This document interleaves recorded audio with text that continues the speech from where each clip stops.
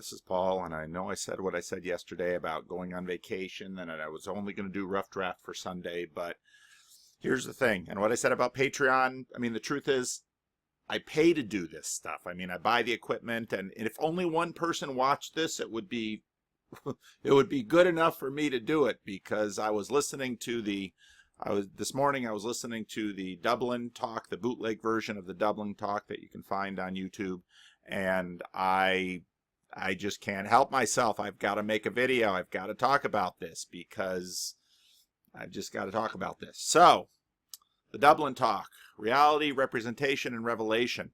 So, about 30 or so minutes into this, 35 minutes, Sam Harris brings up Don Hoffman. And those of you who have been watching my channel for a while know that I've spoken quite a bit about Don Hoffman. And if you look at Don Hoffman's TED Talk, you'll see where he talks about the fact that in terms of evolution, he asserts that we have tricks and hacks. We don't actually engage with reality itself, and that evolution does not actually adapt for truth, it adapts for survival.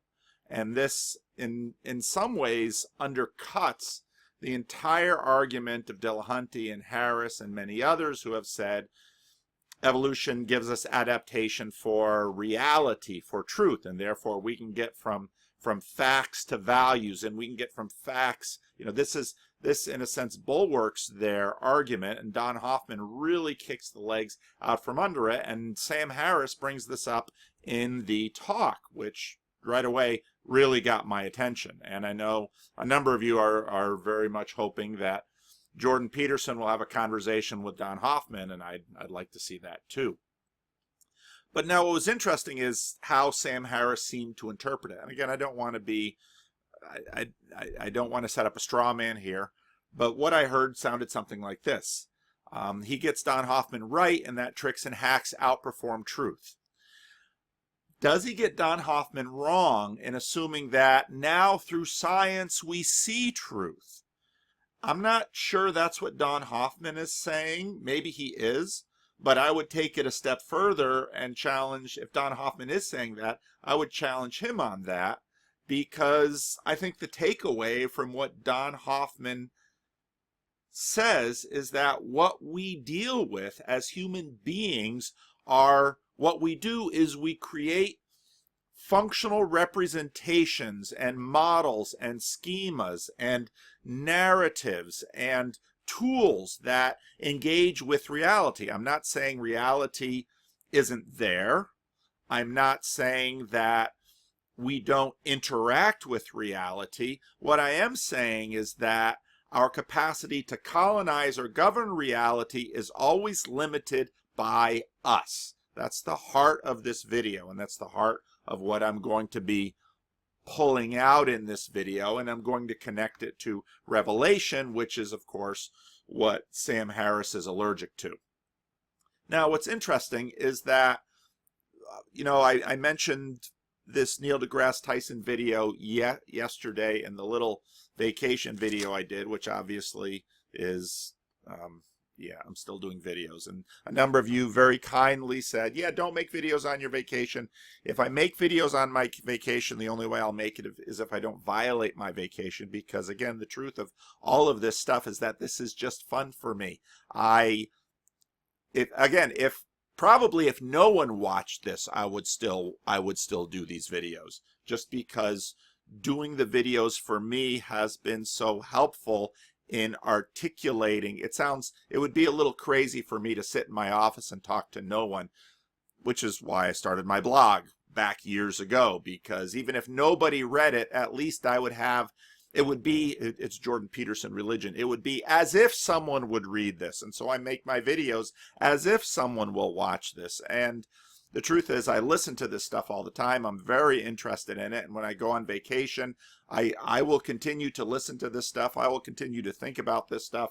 And if I can do it in a way that doesn't tick off my wife or violate family time, I'll make a video, just because once I get this on my mind, I know well enough that I need to make a video soon. Otherwise, I lose it and move on. And so for me, making a video is basically putting a stake in the ground and saying, this is what I know right now. And then I can go back to it and refer to it later, which is, again, why I started blogging. But if you listen to how Tyson starts this video, it was very interesting. Now, remember... Okay, question is, he heard something you talked about God on CBS television, and he's thinking about near-death experiences, and he wonders whether these deep mysteries are...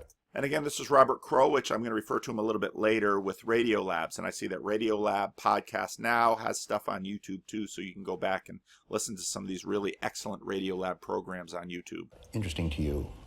Okay, so... one of the things we know from research in psychology, as well as just practical matters in the conducting of scientific experiments, is that one of the lowest forms of evidence you could possibly invoke is eyewitness testimony. Which is odd because it's one of the highest forms of evidence in the court of law, which disturbs me greatly.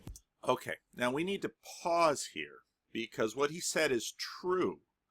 But what I often find people fail to realize is how eyewitness testimony and eyewitness perception is a fundamental building block for everything else he's about to talk about. So pay attention to this as he begins to develop a chain of rationality. Mm-hmm. So if you come from a lab to a science conference and say, this is true, we say, how do you know this? Because I saw it.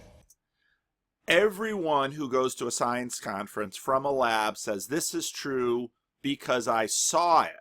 But now there's another step that they take that keeps them from getting the reaction he's about to mention. Well, that's really the end of your talk. And you just leave. And then we say, come back when you have a chart recorder, or you have to just give me something that does not have to flow through your senses. Right and wrong. Because the chart recorder will flow through all of the senses of the people there. In other words, this story should not dismiss the reliability of testimony. What it does is it reinforces the reliability of replication, duplication, and multiple witnesses. Because every single scientist that might say, oh, you saw it, psh, but then they see it, but they then can duplicate it. All of that is built upon eyewitness first-person testimony. So you're not really discrediting eyewitness first-person testimony. What you're saying is that there is a limitation to that. Now, C.S. Lewis talks about this a fair amount in a lot of his books. In Lion, the Witch, and the Wardrobe, for example, Lucy goes into the wardrobe and she comes back with a story that says, I went through the wardrobe and I went into a wood and I found a faun named Mr. Tumnus and I had a lovely tea with him, and then it came back through the wardrobe and time didn't really seem to move very much in our world, and then Lucy tells her brothers and sisters about this, and her brothers and sisters scoff at her. And then they go tell the old professor whose house they are living in during the Blitz of London. And the professor, to the shock of the oldest brother, why can't I remember his name? Gosh, I must be going senile already. Edmund and Peter. Peter, of course. The professor says to Peter, well, what do you know of your sister? And he says, well, my sister is very reliable. It's not my sister's way to lie. It's not my sister's way to make up stories. And then the professor says, well, then maybe you should believe her. Now, you qualify this because there are other possibilities that Lucy was dreaming or Lucy was deceived. But here's the difficulty, that Lucy knows when she's dreaming, even as a child. And Lucy, there would be other signs that Lucy is deceived. A certain amount of skepticism with respect to another world on the other side of the wardrobe is warranted, yet first-person testimony is valued in court. Why? Because it is not completely unreliable, nor, and often it isn't the only kind of testimony available. It is the only kind of evidence available because history is a certain way. Now, maybe I'll jump back in and we'll see where Neil deGrasse Tyson goes with this. I don't remember the next line necessarily. Because your senses is some of the worst data-taking devices that exist. Okay, and this is someone who works in astronomy, who looks through telescopes, who uses his senses all the time, who is using his senses right now, and he is not in any way denying his senses. So in other words, that sentence is true, but that sentence has to be understood within a much larger context. And what I think happens when we hear people frame it this way, and I hear this all the time being framed this way, is that they are not taking into account how often they simply rely on their senses. And when we get into Sam Harris or phenomenology, we talk about consciousness as being the one thing we cannot doubt. So I'll take Neil deGrasse Tyson's point to a point, but let's just realize that this is in fact all that we are assuming. Oh, my wife is calling. I always answer when my wife calls, so hold on. So what we might say about first witness testimony is that it lines up in a hierarchy of evidence, or a hierarchy of, see, I'm working towards a hierarchy of reality at some point, but a hierarchy of evidence that we understand first person testimony and we understand it contextually, but we ought not to so quickly and easily dismiss it, because after all of us live with this all the time and depend on it for our very lives. Almost all the time. So on one hand, to say there's a degree of skepticism that we can bring to first person testimony, and I'm totally there and I completely agree, and we understand that in the, let's call it a game of science, we ask scientists within the realm of what they are doing to be able to reproduce things. But, well, let's see, let's maybe be done with this and let's go back to the slides. But we never avoid first person testimony. We use it every day, all the time. When you drive, okay, you place your life in your own hands behind the steering wheel, and the same function that you have just denigrated is the function that you are relying on to get you from point A to point B safely. And if it were so unreliable, you wouldn't trust it in order to drive, but you drive. And it's the same thing when you get on an airliner, you trust the first person testimony of the pilot to take you at 600 miles per hour through the air. And you trust the first person testimony of all the air traffic controllers, and you trust the first person testimony of the mechanics who maintain the aircraft. So the point he makes at the beginning is a valid point, but it has to be understood within context. And what we're really talking about here are multiple witnesses as hedge against bias, and we're talking about reproducibility. And with that, we contextualize and locate what we call science and technology, and we're going to talk quite a bit more about that in this video as we progress. A lot, if not most of what is important, history, for example, past events, is not reproducible. Okay? Let that sink in. So this is why first person testimony is so valued in a court of law, because most of what courts deal with is history. And most of the time, that's all they have to deal with. But sometimes there's other evidence. Okay. But, now we're going to get into this later in this video too, all of the evidence that we have is apprehended by us via first person testimony. Now maybe multiple people can do it, and that adds credence to it. But again, first person testimony of the jury seeing the evidence, the jury listening to the lawyer, that's all first person testimony. This is in fact what we all commonly live our lives in and on and trust our lives to. And so even when there is material evidence, what the lawyers do is the lawyers interpret the evidence. This gets into the next point, that all of these facts out there, in order for them to have meaning, in order for them to be evaluated, in order for us to get this imaginary picture about what happened in the past, all of this requires interpretation. This evidence in a court case is not real to the jury without interpretation. And we understand this, which is why we have lawyers and why we have multiple jurors deciding something, and we have a very high standard in our country where they all have to agree on a guilty verdict if the person is to be guilty beyond a reasonable doubt.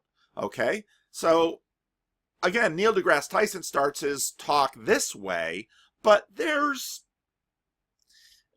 I think we ought to pause, which is exactly what I'm doing, and say, true, but. And this is where we get into the philosopher's armchair versus, as Thomas Reid, a video I mentioned quite a while ago, Thomas Reid, the armchair philosopher that has all this skepticism about the world, and the same philosopher when he goes into the marketplace. And Thomas Reid mentions that if that philosopher used the same standard in the marketplace as he does from his armchair, his friends would take possession of him and probably have him committed. And this is something to keep in mind with a conversation like this. Now, C.S. Lewis actually gets into this in his book on miracles, and I think quite well. You see, the probability argument is limited, has limited value when applying to history, because most of history is unique. History is a near infinite number of aspects. We could write about the history of my office for the last 21 years, and it would be a rather dull history, but all of the books have changed. Dust has accumulated.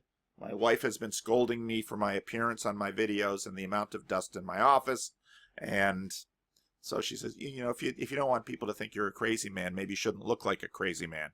So, point taken, honey. But the probability argument has limited value in applying to history, because by definition, most of history has only happened once, because it's contextualized within a near infinite context of variables that cannot be reproduced, nor can they be known. And so what we're always trying to do is sift through the variables to find which variables are pertinent with respect to truth. And if you listen to everything that Jordan Peterson has been working on, and if you'll say listen to Verkijk, who talks to Jonathan Peugeot, and he's got some of his own lectures out there, Verkijk's working on this question of interest, because now we're going to get into rationality, in terms of rationality a function of the conscious part of the brain, or rationality as a function of the rest of the brain. What interest does is that our brains, and Jordan Peterson will say 3.5 million years, have been attuned to be interested in that which is pertinent for survival. So if something comes whizzing after my head, my conscious mind, my brain doesn't even give my conscious mind first take at this and tells me to duck or to flinch. And we used to play this flinching game in college, and we'd be playing with each other the whole time with these mechanisms in our brains.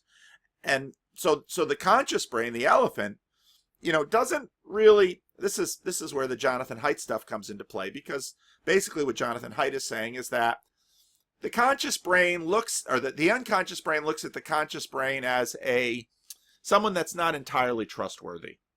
Someone that's not entirely trustworthy with respect to the facts needed for survival. And this is probably part of the reason in Don Hoffman's scheme that it is not truth. It is not our conscious brain that is adapted to survival. It is the elephant.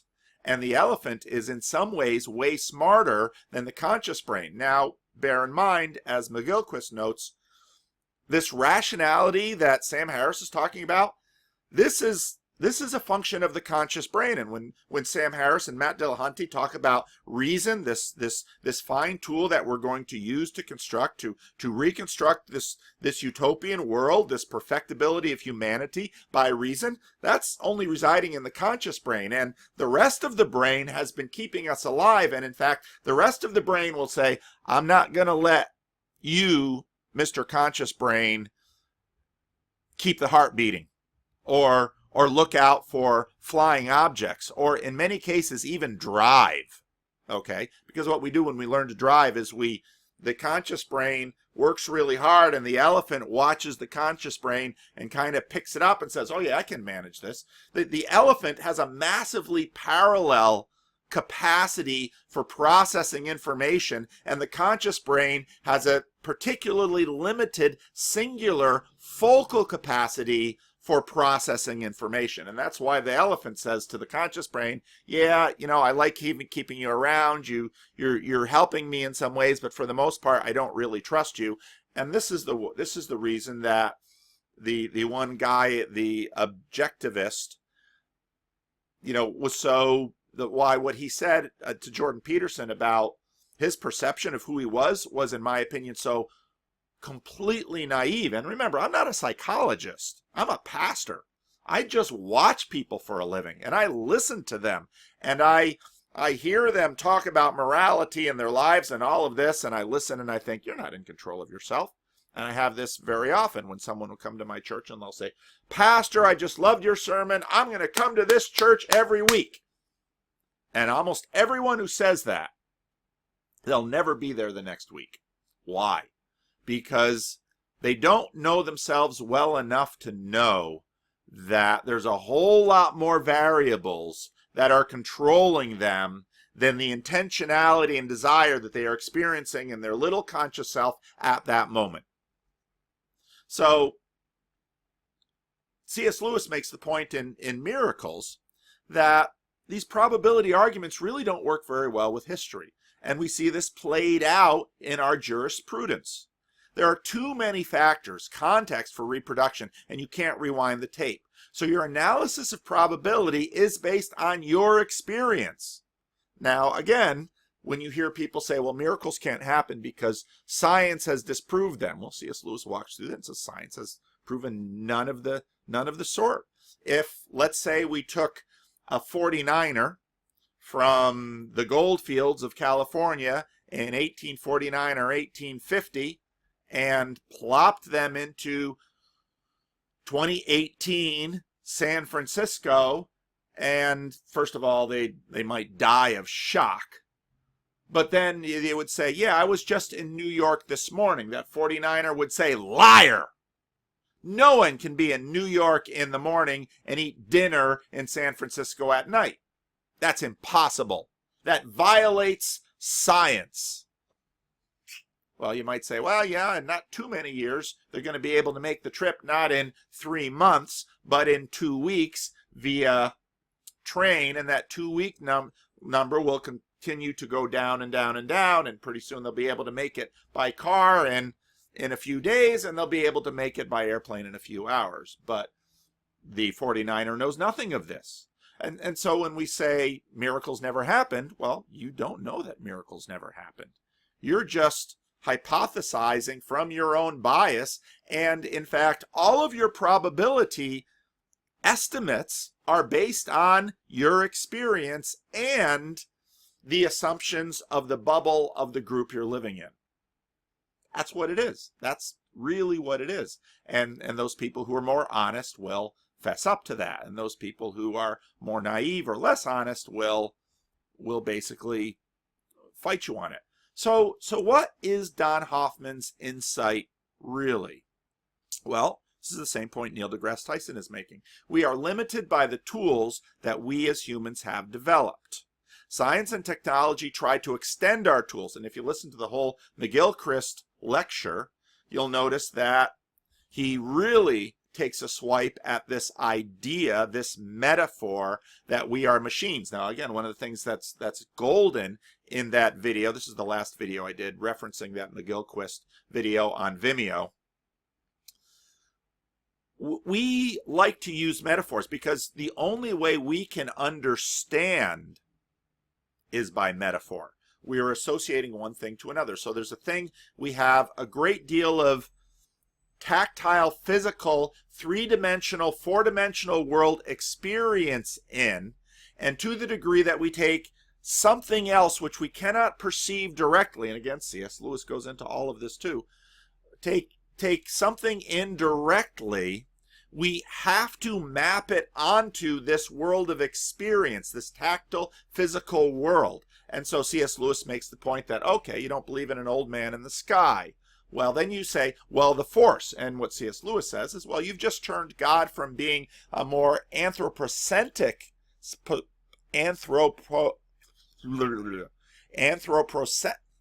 you know what I mean, into now he's like a liquid.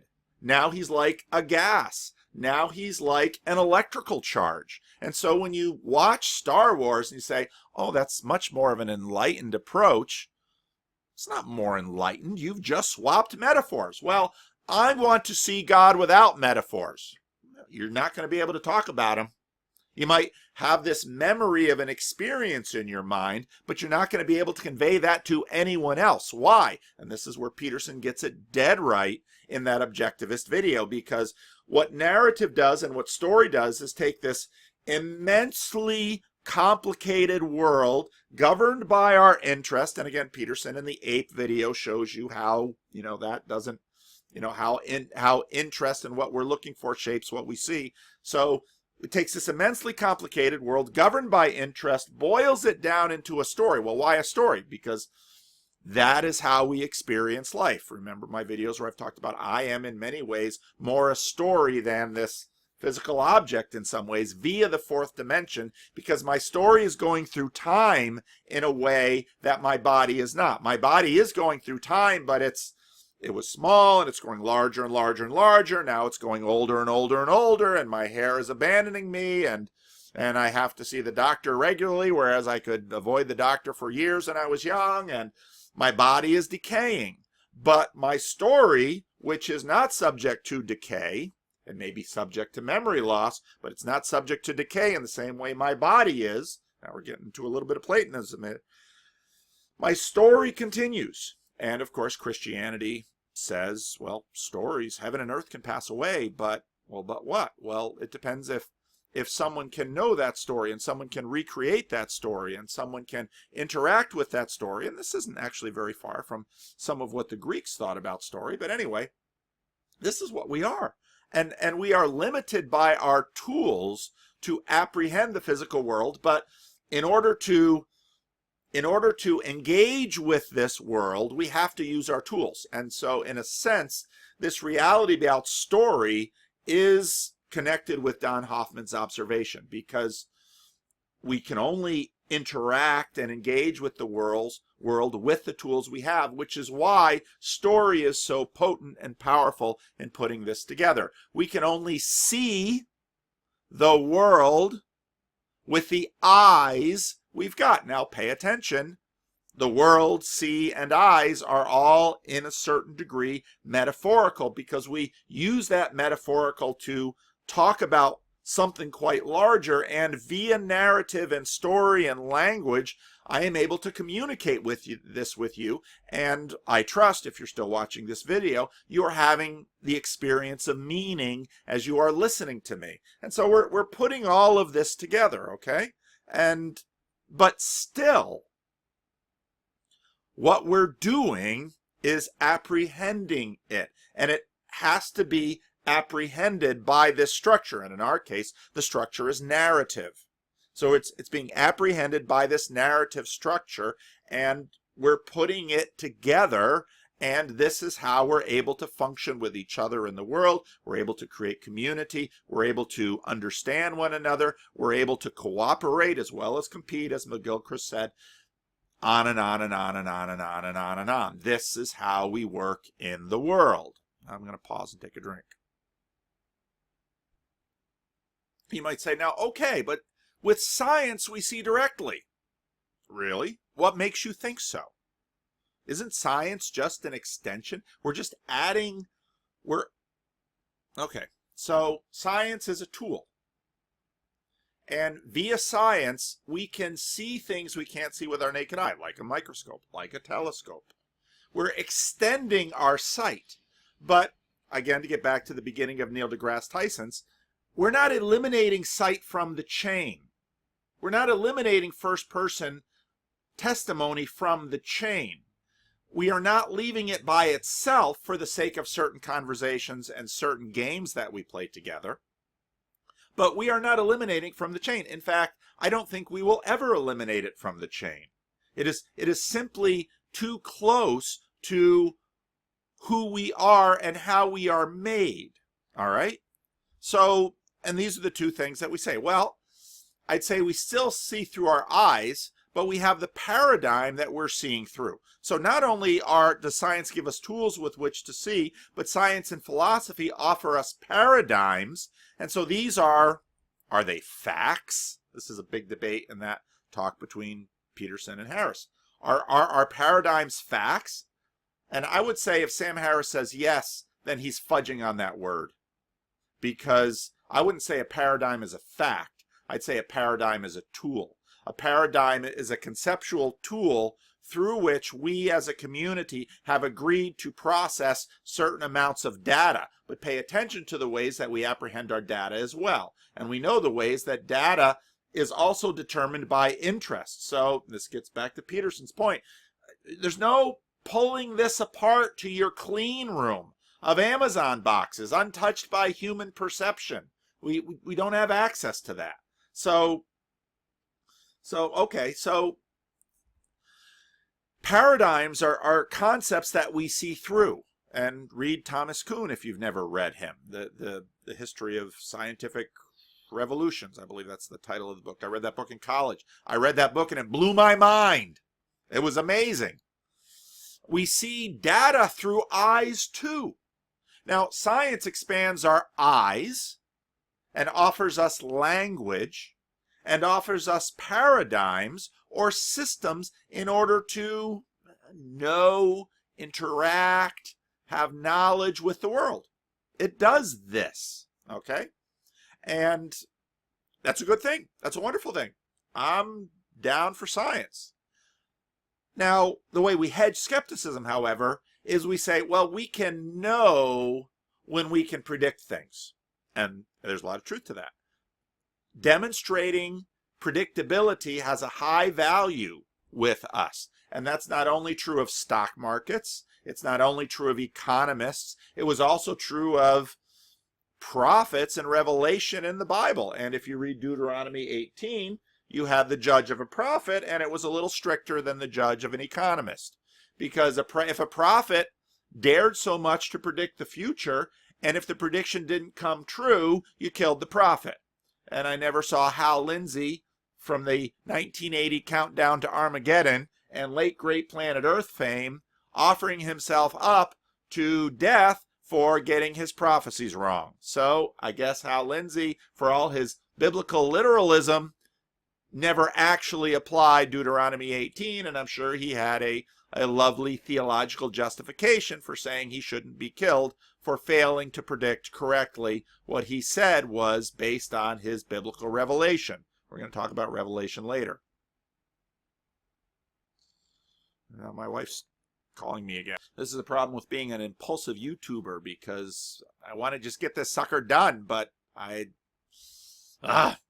So predictability is a powerful thing, and we all recognize this, religious and irreligious people.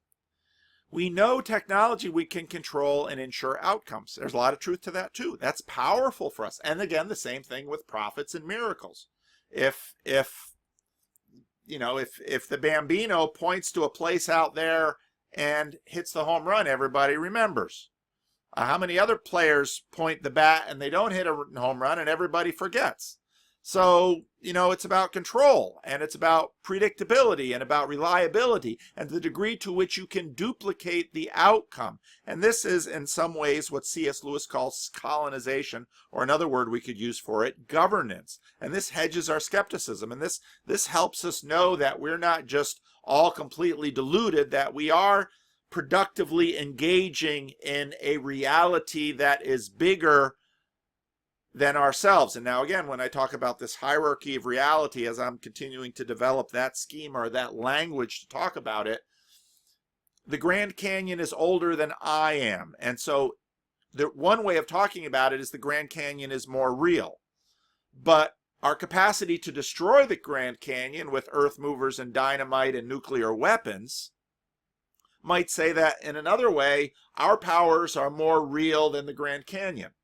And this isn't exactly Jordan Peterson's truth in terms of existence. This is a different way of talking about reality.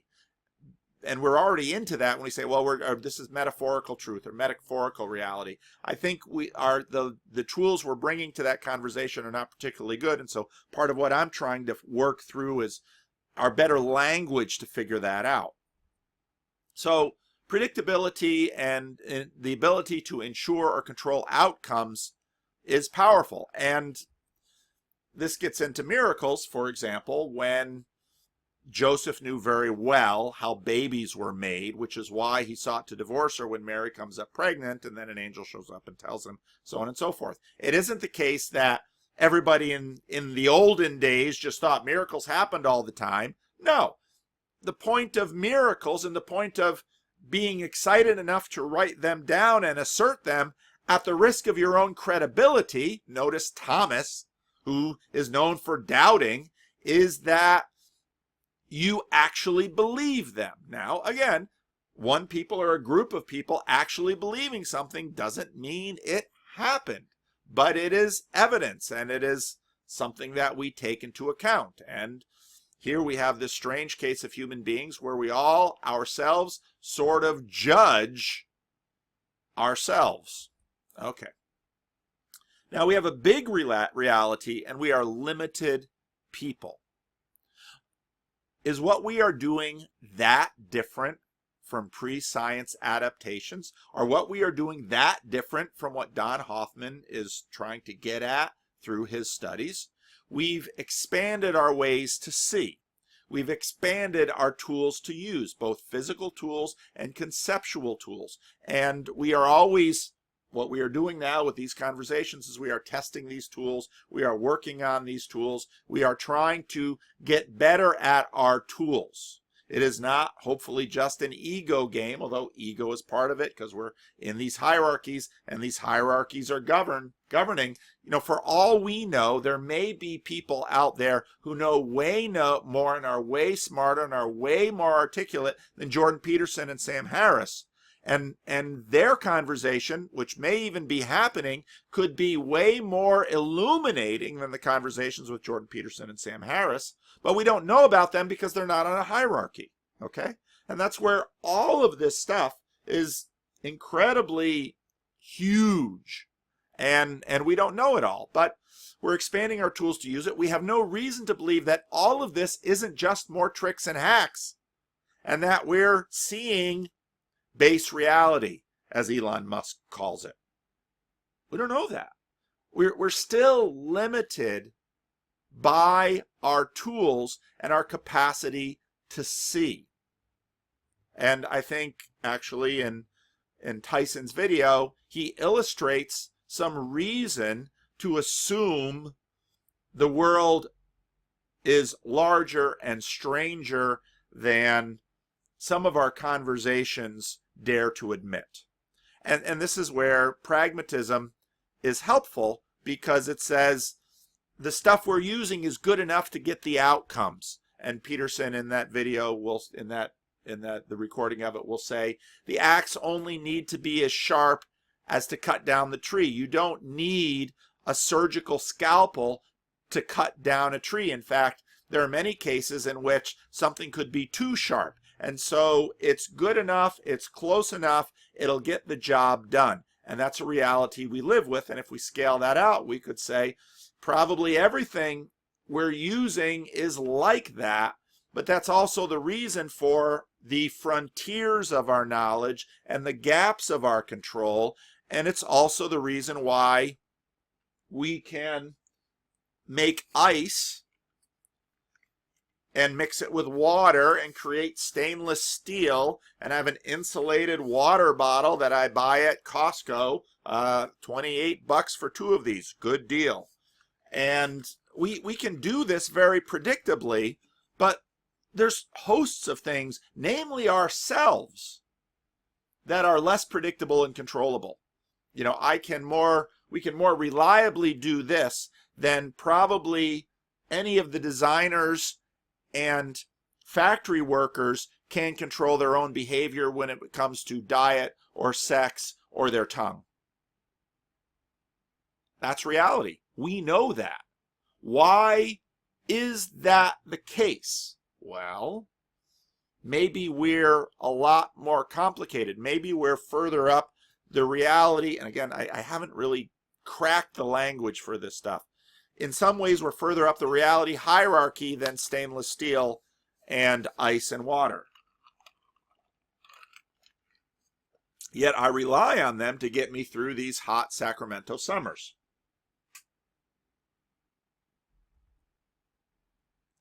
Well, what about Revelation? Oh, now it's going to get interesting. We've got to keep moving because Craigslist is coming. Craigslist is calling.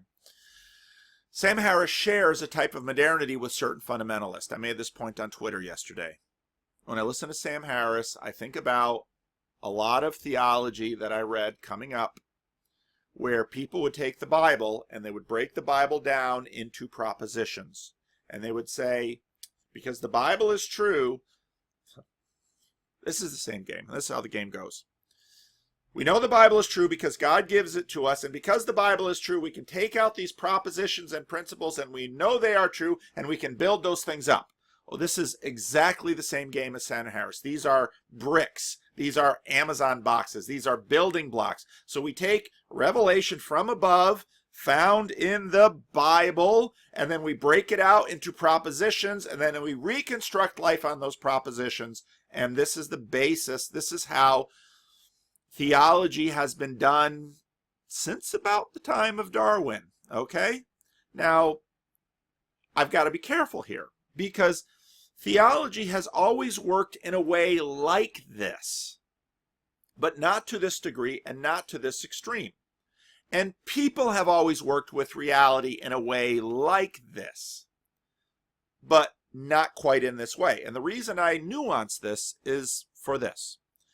Because since the modernist fundamentalist divide, everyone wants to put you in an either-or camp. And this is at heart what makes Sam Harris nervous about Jordan Peterson, because he's not playing the either-or game that Sam Harris wants to play, and that Ken Ham, who built his Arc Entertainment thing in Tennessee, and a lot of... Boy, this gets tricky, because I'm dealing with Christian populations where there's a whole range of nuance that we apply to understanding the Bible. Now, the Christian Reformed Church in the mid-70s tried to get at this, and we used the language, and I'm going to use that as my cover here, of event character. It is not that the Bible does not reveal history. We've known for a long time the Bible reveals history. The question is, how does the Bible reveal history? And how do our perceptions of history and assumptions about history, when they meet the perceptions and assumptions of how the biblical authors conveyed history, how do those two things match up? And it's in that moment, someone asked me a question about Bart Ehrman. It's these conversations that get very complicated because we can't think with the minds of the ancients. And we have filters that we have not actually explored in our own minds, and yet we're having to make this connection, and it's really hard. And there's an unbelievable where two Christian scholars debate the Gospel of John on this, and they're saying, you were too loose. No, I don't think I was. And Christians have these kinds of debates. Christian interpreters and academics have these kinds of debates all the time, because it's very clear if you read enough ancient history that the ancients dealt with history with different filters than we do now. And to apply our filters to the ancients just corrupts the conversation. And so we spend a lot of time trying to figure out and debating how the ancients dealt with history, but we have two problems. Number one, the amount of history that remains from the ancient world is a tiny fraction of what they actually wrote. And number two, we don't have that much commentary on the ancients. And so this is why, before you go off and yell about history in the Bible, read some other ancient historians. Read Livy. Read Julius Caesar. Look at how the ancients wrote history. Did they have their biases? Yeah, they were human beings, but this is what we deal with in biblical interpretation all the time. Now, what happened in the modernist fundamentalist divide is that polarization happened. And so what happened was that they tried to reduce the Bible to true propositions to compete with scientific facts. And this pit facts from science against facts from the Bible, and this then yielded creation science and set up the modernist fundamentalist feud. And so what happened in the 19th and 20th century, up until the end of the Cold War, was that a compromise developed. And it was a broad compromise in the mainline churches. They said basically the Bible gives us values, science and history gives us facts. And so in some ways, now someone sent me a really smart email about, Christopher Lasch and the Age of Narcissism. And there's a book I really have to read and try to integrate because it's an important book. This person basically argues that what Jordan Peterson is trying to do is maintain a certain late-stage liberalism. And I think that's true. He's saying we're in a late-stage liberalism and it's slipping away and we've got to keep it because this works really well. And I think that's a fair reading of what Jordan Peterson is trying to do. And now he's bringing back some older things. Dyslexia. My right and my left are always a mess ever since forever. But he's trying to pull this together and to preserve this late stage liberalism. He says, I'm a classic liberal. And so the compromise that said, well, the Bible gives us value and science and history gives us facts. And to a degree, Jordan Peterson, who again grew up in the United Church of Canada, which is a mainline church, more towards the left end, but he grew up in the 60s and 70s when, that hadn't reached the stage that the mainline is in now with their social justice warrior stuff going on in the mainline church right now.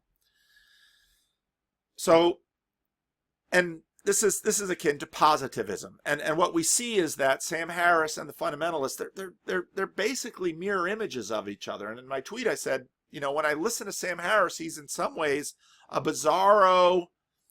That's not my wife, so I'm not going to answer. He's a bizarro copy of the fundamentalists, and so what happens is Jordan Peterson walks in, and Sam Harris has difficulty comprehending Jordan Peterson because he's locked into this positivistic, fundamentalistic frame of the world. And this is what I hear again and again and again in these celebrity atheists. And this is why others like McGilchrist and Jonathan Haidt and Jordan Peterson and many, many others are basically saying, Sam, it's not so much the religion, it's the philosophy that's outdated right here. You're reading religion and Christianity through this philosophy, and the philosophy is distorting it, and that's why you can't understand many of the Christians that don't hold that philosophical position. Some Christians do. Nor can you understand many of the other atheists that also don't hold it, and they're saying that way to approach the world doesn't work. And at heart, that's what's at play between Sam Harris and Jordan Peterson in these debates. Now, if you're this kind of positivist, revelation is your trump card if you're a fundamentalist, because implicit in both the fundamentalists and Sam Harris is this imagined frictionless recipients of facts. And if you listen to Sam Harris talk to Ben Shapiro, this becomes evident in that conversation. Sam Harris pretty much comes out and says it, that Sam Harris imagines, now he's appropriating a narrative here, he imagines a story whereby the rationalist sits down with the religionist and puts forward a series of arguments that destroys the religionist, and now the religionist says, poop, God is gone for me. I'm ready to construct our brave new world of rationality. It's a nice mental idea. It's a fantasy, really, because it almost never happens, but the mental minions do talk and people do flip. They tend to flip both ways. But it imagines this friction, that we as human beings are frictionless recipients of facts, either from science or revelation. If you're a Sam Harris person, we're frictionless recipients of facts through science and rationality, and by rationality we will construct our brave new world. And if we are fundamentalists, we are frictionless recipients of facts of revelation. And, well, just read the Bible and those facts will come in and you'll construct it. Now, this happens all the time. Many people follow Sam Harris. Many people go into a fundamentalist church and they read it. The Bible says it. I believe it. That settles it. You can find that on a bumper sticker. That's not, and then people say, well, that's a religious argument. It's really a philosophical argument. It's really, there's really an anthropology and an epistemology behind it that says this is how human beings work. Now, are there human beings that work this way? Probably. Are there a whole bunch of human beings that imagine they work this way via the history of philosophy and culture? Yes. Is this the best way for us to think about how human beings work? I would argue no. And that shapes, a number of you have commented about, boy, you're a different kind of pastor. Well, if you've only seen the one kind of pastor, you think that's what pastors are. There are a lot of pastors like me, so watch my video with Sid Helema. Sid Helema is like me. We come from the Dutch Reformed tradition. Now, you can find Dutch Reformed tradition pastors like that other thing too. But there are a lot of pastors like me. Well, does that mean you don't really believe the Bible? Now, some people will listen to my videos and have concerns about my theology and what my thoughts about the Bible and history. Do I think the Bible is historical? Yes. Is the Bible often validated via archaeology? Yes. The tricky part comes into, how did the ancients convey history through writing and narrative, and how do we read history through writing and narrative? That's where the difficulties lie. But I'm not with Bart Ehrman that just throws my hand up to skepticism. This is why I'm in a conservative denomination, and happily so. I believe Jesus rose from the dead. Physically, and at some point, as I continue to make this as my language and my philosophy, and as I continue to try to integrate all this stuff, I'm going to hopefully be able to articulate this in better and better terms that are more and more easily understood and actually can compete and be found compelling in the marketplace of ideas. Hence, all the emotion laden frustration and admonitions on both sides. Oh, just see the facts. Oh, just see the facts. And I watch them go through this and I think, people don't work this way. And Christians have known this for a long time, and we have all these, Christians love kitschy sayings. No one cares how much you know until they know how much you love. There's a kitschy. If you want to read the album of kitschy Christian sayings, read. I'm going to get into trouble for this too. Read, and I like Rick Warren, but his Purpose-Driven Life, I read that and I thought, this is just about this is an anthology of Christian cliches, and it's one of the most, people love it. People find it helpful. Cliches are memorable and work. They just do. But some of us see them and say, maybe it's a culture thing. I don't know. So, not my cup of tea. I'm Dutch Reformed. I do what I do. Love me, hate me, support me, unsubscribe, whatever you need to do. It's fine. And so again, what I hear from Sam Harris and the fundamentalists is saying we are passive in the receipt. The refusal to succumb is a moral failure. And so for the celebrity atheists, those darn Christians. And so we need to get rid of them because it's a moral failure. Well, and if on the Christian side, it's, at least on the Christian side, you got some pretty significant consequences. It's a moral failure that you may pay hell for. Now, I could do some more videos on, because again, here's an interesting aspect about almost every passage in the New Testament when it talks about eternal condemnation. People are judged according to what they do. This gets into my hierarchy of reality that I'm trying to work on, because and I think Peterson is right on this, our deepest level, the best expression of who we are tends to be what we do. And I realize the fact that this assumes that there's a certain disconnection between us and ourselves, and I'm willing to grant that. So Jordan Peterson, content psychology, weigh in here. We are not passive recipients of frictionless facts. Okay? Kant, a structure is required to perceive. Psychology, a structure is required to apprehend and integrate. Jordan B. Peterson, the power to perceive, apprehend, integrate, and interact has been developed over 3.5 billion years. And this is, I would argue, practically the contemporary definition of what a living thing is. Okay?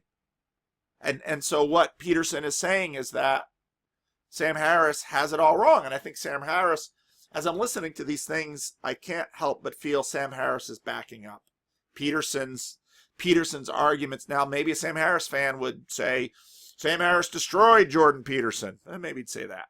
But when I listen to this, what I hear is Sam Harris is backing up. He's backing up.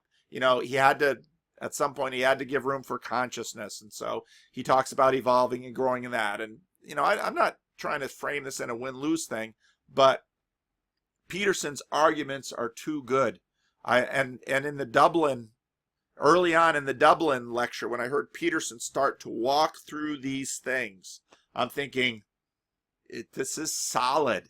This is a solid case. Now, is it right? That's a big thing. It's a solid case, and it's a more solid case than Sam Harris. But again, I'm listening through my filters. I'm more disposed to apprehend and integrate a Jordan Peterson argument than a Sam Harris argument, where we've got hierarchies, we're located in context. All of these things are at play. Let's talk about revelation. There is an act, event, or word of revelation. Let's call it revelation. On our side of the line, which is apprehension, comprehension, integration, and interaction. In other words, Harris and the fundamentalists have an anthropology that says we are frictionless recipients of facts. And any failure to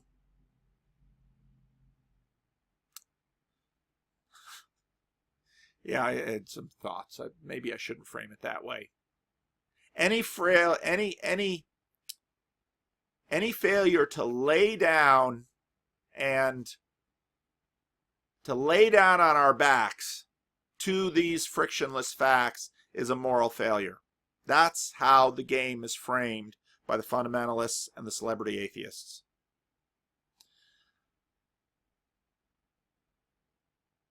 And I'm thinking about my cat and my dog. They get down and they show you their belly. It's like, okay. Then this is in a sense what they're saying. This is how it should be. This is how we work. No, this isn't how we work. And this isn't how we work with revelation. And I would assert, let's think about the Sinai revelation. What happens at the Sinai revelation? Moses and the children of Israel, they fence off the mountains. They're all gathered out there, and God is going to speak directly to them. And so God comes down on the mountain, he speaks directly to them. And again and again and again, I hear people say, I wish God would talk to me. And I think, have you read your Bible? You don't really want God to talk to you. You don't really want God to show up in that way. Because you know why? Because pretty much every time God shows up, and even when he just sends a messenger, people wish they were dead. Okay? They fall on their face and they say, "Get away from me!" And I had this conversation at my meetup in terms of, facing God. Well, why can't we see God? Well, it will destroy us. Well, what does that mean? And I can tell stories, again, in a Don Hoffman sort of way, I can tell stories that try to communicate to you, possibly in a way we can apprehend, of how this truth, okay, now there's a propositional truth in there too. I'm not giving up on that entirely. I'm not saying there's no such thing as propositional truth. It's that propositional truths are one element in a very large universe, okay? So when God shows up on Sinai, Israel, you put a fence around it. Well, you didn't need the fence, because when God showed up, they kind of ran the other way, and they pleaded with Moses, "Make him stop. You go talk to him, and we'll wait for what you have to say, and we'll do whatever you say." Yeah, right. The whole story is that they don't do whatever he says. That's the point of the story. But here's the point. Well, how could Moses go up? What is the one defining characteristic of Moses? Now we're going to get into the Jordan Peterson thing. We're going to get into the meek thing. Moses is meek. Moses is humble. Well, what does that have to do with seeing God? The death we experience, the terror we have in God, is that when we see God, we see ourselves in the light of God, and we see all our rebellion against God, and we see our hopelessness and our ugliness, and we see our limitedness, and we see all of the ways that we don't measure up, and our egos are completely crushed by the presence of God. And so only the humble, only the meek, only the pure in heart. Why? Well, what does that mean? Does that mean that they're perfect? No. It means that they know they are sinners. It means that when they approach God, they cannot come to God with justifications of how he's been treating them wrong. They cannot come to God with justifications about all of the assets they are bringing to the negotiation with God. They come to God and say, "I am ugly, I am stupid, I don't know anything, I am morally bankrupt, and I have lived my life in possibly the worst way possible. So what I am owed from you is destruction and obliteration and eternal condemnation, but I am going to bank on your mercy and absolutely nothing else." If you listen to Tim Keller in some places will say basically, what damns us? Self-righteousness. Why? Because we can have none of that when we face God. And that's why the children of Israel, seeing God on Sinai, run. Okay, Revelation. Here's an event. Well, it's an event. How are you going to know it? Well, first of all, we don't even know the mountain. You're going to look for charcoal? Well, how about the burning bush? Let's dial it down some. Moses sees a burning bush. It has his attention. Why? Interest. Moses was a shepherd in the desert, saw lots of thunder strikes and brush fires. And if you've ever seen a brush fire, you obviously never seen a brush fire. You probably don't live in California where we have them all the time. Brush fires swoop through brush, and the brush is consumed rapidly. The flames get huge, everything's dry, they just go whoosh, but then behind it is just char. You got a bush, and it's burning, and the bush isn't consumed. Interest, verkijk. Moses stops. What's that? Walks over to it. Take off your shoes, you're on holy ground. Boom, we've got culture, we've got language, we've got all of these things coming into this moment. And then what happens after that is a relationship. An interaction begins. And, well, did this happen? Well, do you have a reason why it didn't happen? Do you know where Moses was? Do you know where the bush was? Can you say that? Well, I don't think Moses. Well, okay, you don't know. But you don't not know. You can't really tell me it didn't happen. So why not err on the side of believing this book? All right, I'll do that. Sam Harris doesn't really know enough theology, and this is forgivable, and we should help him. See, the Belgic Confession basically articulates, I think this is pretty much the late medieval position of two books. God reveals himself in nature as its author, and God reveals himself in special revelation. So we can learn about God through science. If you go back in my conversations, you'll find a conversation with John Van Sloten. And here you go, John. If you watch this, John Van Sloten is a CRC minister who's writing books. And Every Job a Parable. What's John's shtick? John's shtick is God reveals himself through jobs. And if you look at his chapter, All Work Matters, imaging God in your whole being, learning into God's signature moves, noticing God's unnoticed presence. And so John is looking for God in general revelation. That is what John is doing. And John's a Canadian, and he's a friend, and he's a lovely, lovely man. So I recommend John Van Sloten's books. God reveals himself in nature, but he also reveals himself in special revelation, and Christians assert that this is coming through a book. But now, again, for Sam Harris, because he understands facts that we basically lay down to frictionless facts, well, this is terribly offensive to him. And he looks around and says, that's a bunch of crap. I don't believe any of it. Oh, okay. But Sam, you don't really understand what Christians mean by revelation, because Christians are saying we're surrounded by revelation, and the science you're doing is a revelation. And, Christians are doing this too. Now, again, let's talk about theophanies. And there's a long tradition of explaining. Now, there's explaining and there's explaining away. Was the Sinai event a volcano? You read it in Exodus 19, kind of sounds like a volcano. Did everyone there hear a voice through it? You see, and this is the difficulty, is that you don't really have to choose, but explaining and explaining away are two different things. And I'm not making the argument, so the Christians hear me well, I'm not making the argument that it was just a volcano. I'm not even making the argument that it was a volcano, okay? I'm just saying revelation always requires interpretation. They say, yeah, well, that's true of general revelation. Hey, you know what? It's true of special revelation too.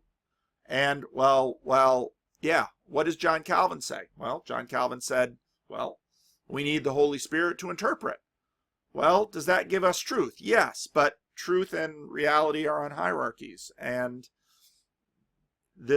truth is complicated and reality is complicated. And so part of the problem that Sam Harris and this conversation has about revelation is a philosophical problem about trying to understand what revelation is. And you might say, well, how can you as a pastor get this? Well, I understand what the psalmist says, that the heavens declare the glory of God. And what Isaiah 6 says, that holy, holy, holy is the Lord God Almighty. He is holy, holy, holy. He is so far away from us. The whole earth is full of his glory. He reveals himself through the earth and through his glory. We have two books, and you have to keep both of them. And this is part of the reason I like the Christian Reformed Church and I like Calvin College, because we don't always get this right, but we're trying to keep both books. And we do this confessionally. And we do this within the history of the church. And keeping two books is hard because, well, there's disagreements. And you might say, yeah, well, there's disagreements within both books too. Now, I'm not saying the Bible isn't the inspired word of God, okay? I'm saying is that our apprehension of both books always requires interpretation. And those interpretations are limited and biased and hurt by our sinful natures. I'm putting that in Christian language, okay? And you can put it in Neil deGrasse Tyson language. You can put it in Jordan Peterson language. But Sam Harris's fundamental problem is this imaginary of frictionless facts making us lay down on our backs. Oh, this is, yeah. The history of Israel. Well, what are the Sinai's? A chain of natural disasters. I've heard that put forward. Jesus dying on a cross. The Romans crucified thousands of people. Okay? Is that theophany, Jesus dying on the cross? The New Testament wants you to think so. Is it supernatural, Jesus dying on the cross? Depends what you mean by supernatural. It looked natural to everyone's eyes, except perhaps the centurion that in one of the Gospels says, I think it was Luke, says, surely this man was the Son of God. Well, what would a centurion mean by the Son of God? This is the kind of things that keep pastors and New Testament scholars and Christian theologians in work. The history of Israel. The Bible narrates events. It's there in the midst of the way that the ancient Hebrew scribes did narrative. There's commentary, there's conversation, there's disputes. This is what's in the canon. This is how the Bible is constructed. Now, this is confessionally what I would assert is revelation. It's theophany. It's stretching the word theophany because that has a technical meaning, but it's revelation. It requires interpretation. John Calvin says the Holy Spirit guides us to interpret the text. Christian Reformed ministers following John Calvin, when they prepare their sermons, they pray. They ask the Holy Spirit to guide them in their interpretation. Does that mean Christian Reformed pastors never get anything wrong in their sermons? No. Is it? This gets complicated in Christian Reformed terminology, and I'm more than willing to have those conversations, but most of you aren't in those conversations, so I won't go there. But this is what religious people do. And what I would assert is most wrong is this view of people laying down for frictionless facts. That is not how people work, and I think it's pretty obvious that that's not how people work, or even the outcomes of these conversations between Jordan Peterson and Sam Harris would look very different. We're far more complicated with that. Now, what about seeing the supernatural? And I've been wanting to talk about this more, and I'm not going to go into this fully here, but can we see the supernatural? Jesus dying on the cross, what did that look like? Jesus, the Son of God, what did that look like? See, it's the same eyes that we see the natural with. And vision happens in conscious, and even visions, having a vision, happens in consciousness. Can you induce that kind of stuff with drugs? Probably. What does it mean in terms of revelation? Well, even Sam Harris, well, because, again, this is where philosophy governs, because of his materialist bent, will say, I can have a wild revelation by doing psychedelics in my head or being disciplined in meditation. I can see things, but Sam Harris will say those things are just products of my brain. See, and this is where philosophy matters, because others might say, well, we don't know that those are just products of your brain. Consciousness is very strange. We don't know that we're sharing consciousness. And then you have the Jungians come in and talk about a collective consciousness. So this gets very, very interesting. And Haitians I used to work with, well, dreams were how God revealed things to them. Well, why did they believe that? Well, this was a common belief traditional belief throughout the world. Nebuchadnezzar believed it. It's there in the Bible. Can God reveal things through dreams? I've had some dreams that I wonder if they were revelatory. I wonder. But now I'm impacted by modernism, and I'm impacted by secularity, and all of those things bring certain kinds of doubts upon me. My guess is that human beings often have doubts just by the Charles Taylor's word, the cross pressures of whatever cultural situation they're in, because we're not in a clean room, okay? So, can we see the supernatural? What we see often is a break or a surprise in an expected pattern, all right? And again, Lewis goes into this in Miracles, that there are patterns that we see, and patterns get used to, and these laws of physics that Matt Dillahunty wants to construct his Brave New World upon, all they are patterns in behavior, things keep falling, and they fall with such regularity that we bank on it and we measure it and we use it in terms of our science and technology. And then Rupert Sheldrake will say, yeah, but these things are always moving a little bit. Why is that? It's not quite as fixed as we imagine it is. The pragmatist can wait in and say it's fixed good enough.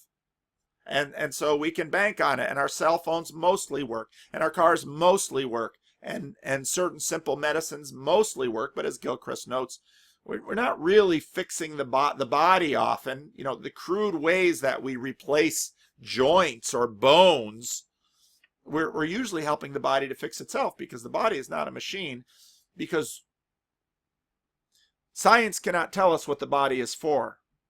And this is where we get into the meaning question. And when I get into the marriage debate, I will usually begin by saying, tell me what marriage is for. And if you tell me what marriage is for, I can probably predict what you think about certain controversies about marriage. Because what is governing is what you believe marriage is for. And it's the same thing with human bodies. It's the same thing with societies. It's the same thing with communities. So C.S. Lewis tells a ghost story in Miracles, and I've related before, if you watch the E3 podcast, Jordan Peterson tells two ghost stories, and I know someone that was with Jordan Peterson in one of those ghost stories, and it's a pretty darn good ghost story. And the other person in this ghost story is a materialist, and he doesn't believe in ghosts. But then I had to ask him, what opened the drawer? And he said, weird stuff happens. This is how we work. Well, there's a glitch. It's interpretation. The person that doesn't believe in the ghost doesn't deny the drawer opened. What's the supernatural thing that happened in that room with Jordan Peterson and this other person in Nashville, not Memphis, according to this other person? And first person testimony, Jordan Peterson, I believe, said it happened in Memphis. And this other person said, no, Jordan remembered wrong. It happened in Nashville. I think I have that right. I might have it wrong. Memory is faulty. But I can go back and check, because I've got it written down from this other person, and I've got it on the video, the E3 podcast from Jordan Peterson. So, well, which is it? Well, it was one of those two cities, probably. And neither of them are denying that the drawer was open when he and Jordan were sitting in this room talking. What opened the drawer? They tested the drawer. It wasn't a truck rolling by that the drawer driggled open. What opened the drawer? It's interpretation. Now, if you come to the story as a naturalist, you might say, well, things that we can measure in physics open the drawer. Okay. The only problem you have is you have no idea what that is, and it seems terribly unlikely by virtue of the elements of the story. A supernaturalist will say, maybe it was a being on another plane or dimension, or someone's messing with you, babe. But something opened the drawer. The fact that the drawer opened is not denied. And Jordan Peterson has no reason to lie. This other person really has no reason to lie. Something opened the drawer. I see it with my natural eyes. It's a question of interpretation. It's what you bring to the experience, not the experience, that governs. That's what's happening here. Jordan Peterson is probably more likely to believe in ghosts than this other individual. This other individual says, I can't explain it. I'm not giving up my worldview. Jordan Peterson says, he's an open agnostic. Could be. Maybe God opened the drawer so that Paul Vanderklay could create this illustration so that some of you could come to Christ. Well, there's interpretation for you. True? Not true? Not going to figure that out. Another text from my wife. Hate Craigslist. I like Craigslist, but I hate Craigslist. Craigslist people are flaky. So in summary, I may finish this. That'd be good. We only see what we are capable of seeing. Okay? And this is Neil deGrasse Tyson's point. We only see what we're capable of seeing. Our apprehension structure and biases govern. We are bad at knowing, but we're good enough in some ways. And I'll take that. Now, how about in a Christian frame? There are reasons we can't stand God. The Heidelberg Catechism says we have a natural tendency to hate God and our neighbor. And I think that's true. Why? Because I see it confirmed in reality. Other people out there say human beings are basically good. I'm skeptical about that one. I'm a Calvinist. You and I won't see enough or know enough to govern everything. Get a dog, get a cat, get a plant, get married, have children, have a neighbor. C.S. Lewis, in his book The Great Divorce, describes hell as a place where you can have anything you want just by thinking of it. You might say, boy, that sounds like heaven. I can have anything I want just by thinking of it. And so people there are building incredible mansions, and they're filling them with furniture and everything their hearts desire. But the city is an ever-growing city because the one thing they can't have is governance over each other. Now we're knocking on the door of Western civilization. Now we're knocking on the door of human rights. Now we're knocking on the door of this entire legal system that says we place a very high value on the rights of other people. Well, why? Well, did we just develop this rationally because the way we don't like to be treated? Well, there's part of that. Or is it revelation? Is it revelation that this is what God inspired Moses to write? It's Christian, I say. The Holy Spirit inspired organic inspiration. What does organic mean? It meant that in terms of the authors of the Bible, it's full of organic sources. Unlike the Mormons, unlike the Muslims, my Christian theology says God inspires authors through history. The Bible grows from the bottom up. Does that mean that it isn't also divine revelation? That's one way to language it. Do I believe it's true? Yes. But we're talking about language and apprehension and structures and all of this stuff. Now again, Sam Harris runs away from revelation because he believes that facts are these frictionless things that we have to lay down for. And I say, that's not how people work. If that was how people work, I could take a Bible and go, bang! And there you'd go. Say, I'm going to get you with this thing, and I'm going to... In fact, I knew a Haitian pastor that when folks would fall asleep in church, he'd come at them with their Bible and bang! Yeah, they woke up.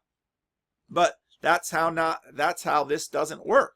Now, is it also true that sometimes people read this book and they are, and again, I'm going to adopt some Christian language here, the Holy Spirit would move their hearts and they would begin to believe. It's one way of articulating it. What's another way of articulating it? They read it and they thought about it and it made sense to them and they decided to join a church. There's more of a phenomenological approach to it.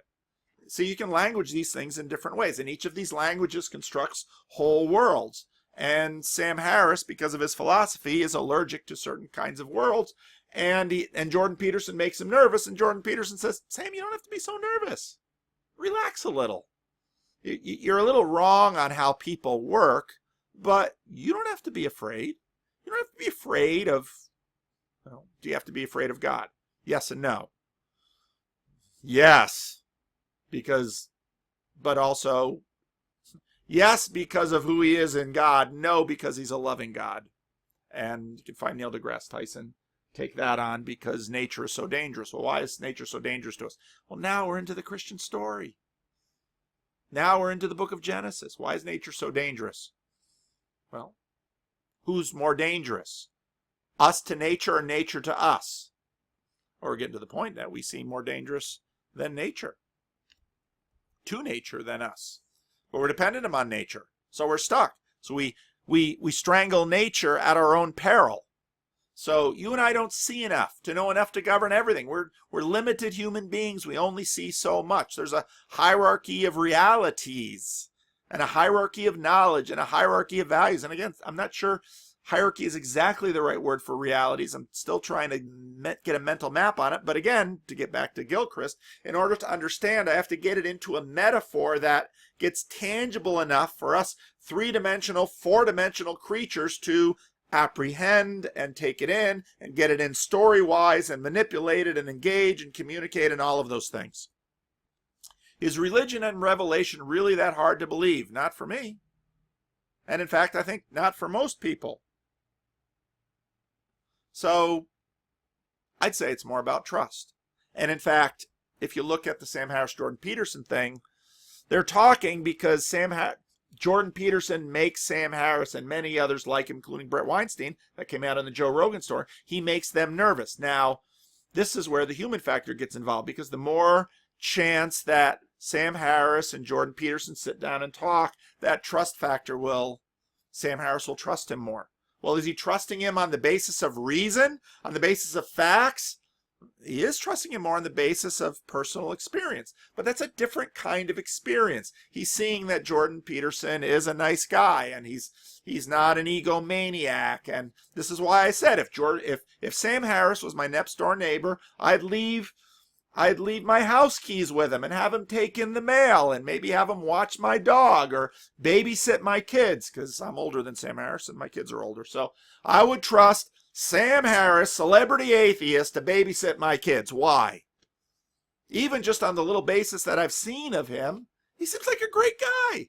He's a guy I'd like to, I don't drink beer, but I'd sit down and have dinner with Sam Harris, and we'd have a wonderful conversation, and we could be friends. Now, some of you might say, yeah, Paul, because you could be friends with anybody. I'm pretty sure of it. And there's a certain amount of truth to that. I like pretty much everybody. I'm happy that way. But this is the reality about human beings. The more Sam Harris gets to know Jordan Peterson, the more he'll trust him, and the more his ideas Sam Harris will probably be open to his ideas. And this is how human influence works. And Christians have known this for a long time. And in fact, this is how Christianity colonized the Roman Empire. Because when the plague hit and all the pagans ran, the Christians stayed and cared for the lives of the sick at the risk of, and sometimes at the cost of, their own lives. And that little Christian cliche, they don't care how much you know until they know how much you care. There, I got it right that time. Is true. Well, why? Because we're not just eyeballs frictionlessly taking in facts and laying down for them. It's not how we are. Jordan Peterson's picture of the world is much more detailed, much more integrated, much better constructed. And if you actually understand Jordan Peterson, revelation isn't something you need to be afraid of. It just isn't. So, yeah, there's a nice long one for you. I hope it's helpful. I still have to do rough draft for Sunday, and I still have to do Craigslist. So, yeah, subscribe, support. I'm trying to be a good YouTuber. Again, I don't know if I'll do videos on my vacation a lot. I don't even know what I'm doing for my vacation. I might not even leave the house for the vacation. I might spend the vacation in my backyard. And if that's the case, I might wind up doing a video or two. You never know. I can't help myself. I'm addicted. I need a 12-step program. See you later.